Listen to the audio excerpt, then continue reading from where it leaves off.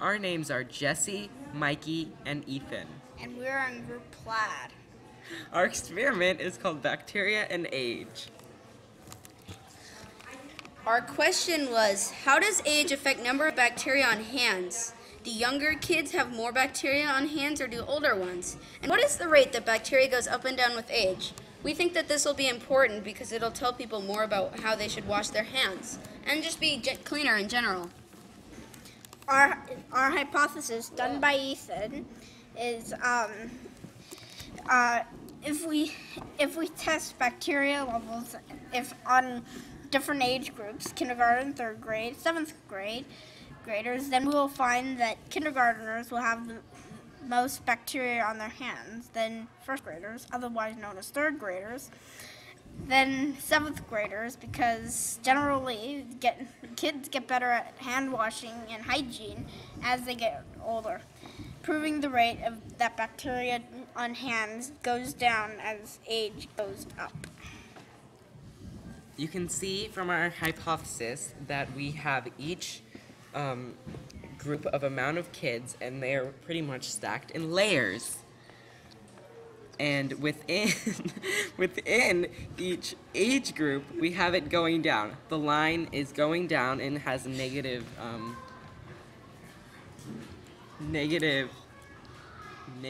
correlation.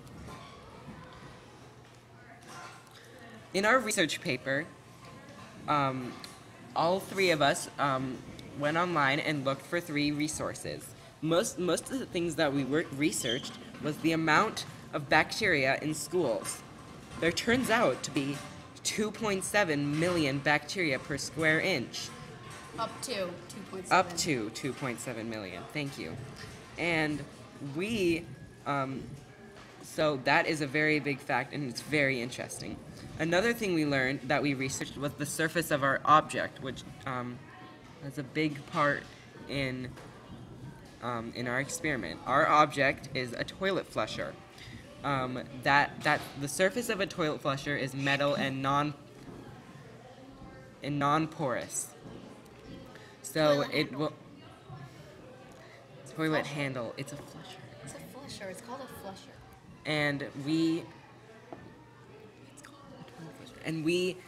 And so since it is non-porous, it will be easy for bacteria to grow on it.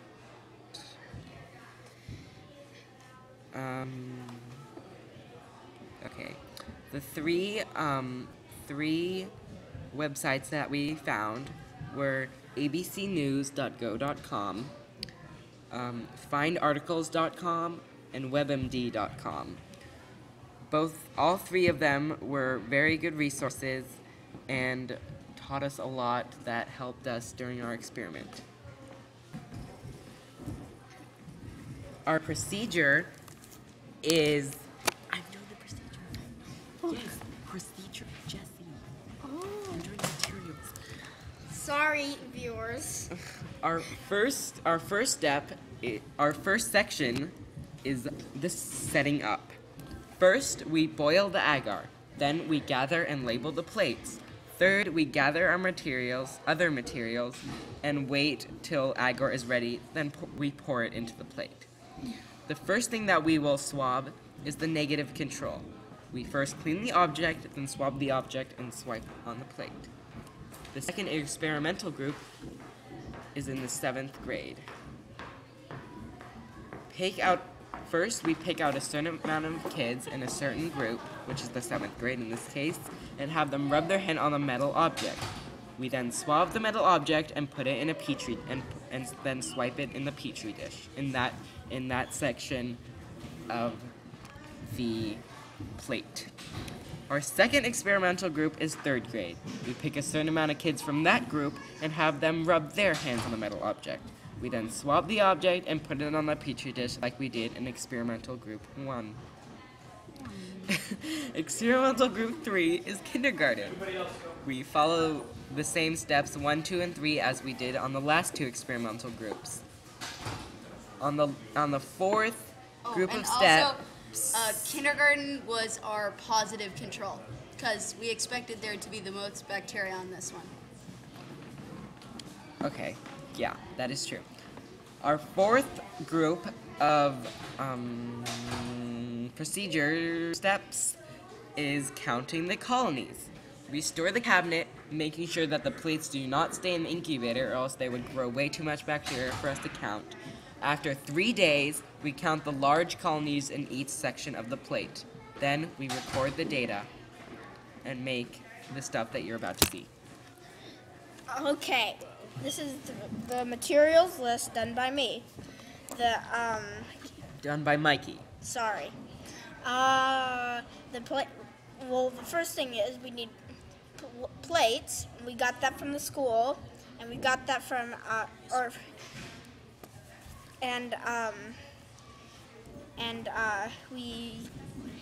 to put bacteria on.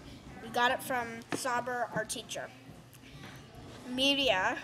We'll use the media, and we get it from the school. Media is the same thing as agar. Yeah. Except it's a cooler name. I don't know. So bacteria can eat. It's food bacteria, and that is also from Sauber. Q-tips from the school to swab bacteria, and from Sauber once again. Toilet handle. Homes, actually Jesse's home.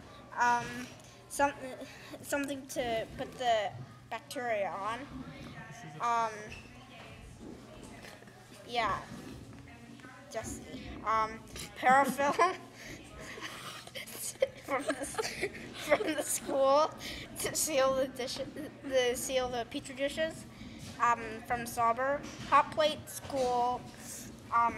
To boil the media or agar. From Sauber. Paper towels from the school to disinfect the table, and also once again from Sauber. All-purpose cleaners to do the same thing, and also from Sauber. A beaker from the school to hold water. From Sauber. Boiling water, school to boil the media. Sauber. Sharpie, school or home, to label the plate. From either Sauber or one of the table mates. And incubator from the school, keep bacteria warm to help it grow, and also from Sauber. Okay, the data table. Hold on, let me scroll. It's not working. I'm scrolling. Okay, so for kindergarten, it's kind of screwed up here. But we got, for 3 kids, kindergarten, we got 3 colonies. For 5 kids, kindergarten, we got 3 colonies. For 7 kids, kindergarten, we got 6 colonies. For 10 kids, kindergarten, we got 5 colonies. And the average number of colonies for kindergarten was 4.25. In 3rd grade, for 3 kids, we got 1 colony. For 3rd grade, 5 kids, 3 colonies. 3rd grade, 7 kids, 10 colonies. And 3rd grade, 10 kids, 11 colonies. And that came to an average of 6.25 colonies. 7th grade had 3 kids had 14 colonies. 5 kids had 13 colonies. 7 kids had 6 colonies. 10 kids had 8 colonies, and that came to an average of 10.25 colonies. Okay. The negative for 3 kids had 0. The negative for 5 kids had 0. The negative for 7 kids had 0. No, 3. And 3. And the negative for 10 kids had 3. And that came to an average of 3.25 colonies. Wait, I don't know why it can't 2.5. I know, Yeah, it it's can't kind of be. weird, but whatever. Okay, these are our pictures. As you can see, it didn't follow our hypothesis at all. You can see there's a ton of colonies here. None. One lonely one. One in 3rd grade. Kind of a few little specks. And some lines there. Yeah, Yeah, okay. and nothing in negative. Those are pretty much the same with the rest of our graphs as well, and pictures as well. Let's let them see. Okay, there's one of them, and we have yet to add the other two. So let's not. We apologize. Yeah, we apologize. For this Please still subscribe.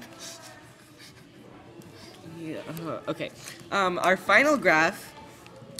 This is our final graph scatter plot. If you look at it, you can see that it is sort of grouped into two parts. There's this part right here, and there's like this whole two first trials, and then these two second age groups. And even though you cannot see the age 5 red dots, you cannot see them in this group or in this group. That is because they are underneath this one and this one. These two are kind of similar because they almost had the same outcomes. The age groups weren't in the same order that we had expected, but they're still around the same area. These two are pretty similar as well. This is creating an outcome that we really did not expect. Yeah. In the 7th grade... It's actually exactly the opposite. You're finished? No, almost done. Nope.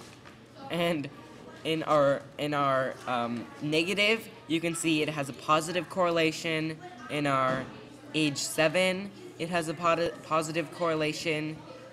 In our age 5, it almost has a positive correlation, except for that last group of 10 kids. And age 7 has a pretty much negative correlation, which is totally weird. Which really doesn't make sense at all. By the way, our age 0 is our negative, but we couldn't have named it negative or else it would have not worked on the graph. Thank you very much, and that is our Awesome report. bacteria and age group grade bacteria report. 2010.